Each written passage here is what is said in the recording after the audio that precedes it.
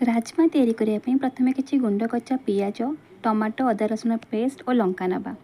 गुंड मसला लंका गुंड धनिया गुंड जीरा गुंड गरम मसला चिकेन मसला दी नवा तापर आम पैन रे किछि तेल पकाइबा तेल गरम हो गला पर से आम किछि जीरा पकाइबा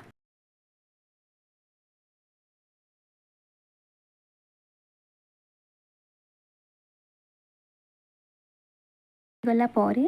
से आम गोटा गरम मसला जमीती कि डालचीनी लवंग गुजराती आदि छेचिकी पकाइबा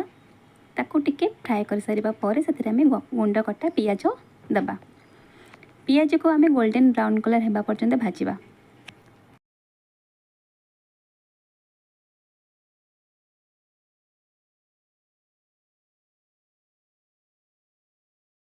टिके भाजी हो जाइबा पर से आम कंचा लंका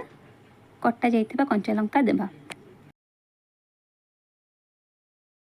तापर आम से आड करवा अदा रसुणर पेस्ट अदा रसुणर पेस्ट को आम पियाज सहित भलसे फ्राए करवा जमी तार कंचा स्मेल किसी भी आसब नहीं मसला भलसे फ्राए हो जावा पर आम से टमाटो आड करवा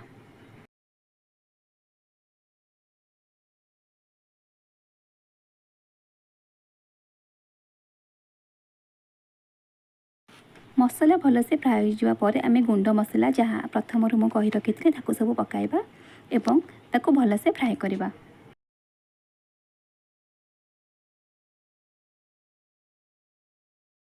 मसलार तेल छाड़ी आसवा पर्यंत आम ताको फ्राए करवा ये आपड़ देखिपे मसला प्रायतः हो गलानी तापर आम स्वाद अनुसार लुण देवा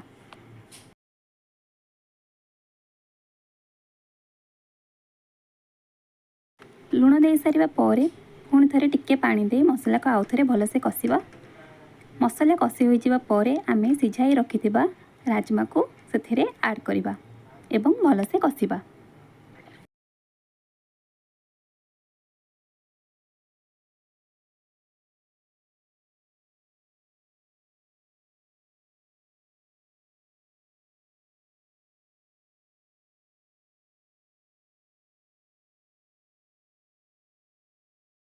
राजमारे थिबा पानी मरिबा पर्यंत आमे भलसे ताको कषिबा जेमिति मसला राजमा भितरे पशिबो।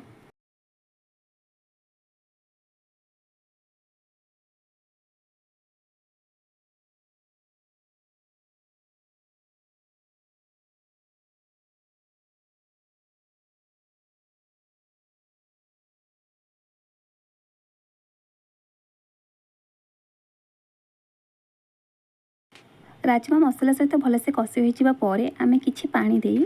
ताको लिड देई 5 रु 10 मिनिट पर्यंत घोड़ाई दबा।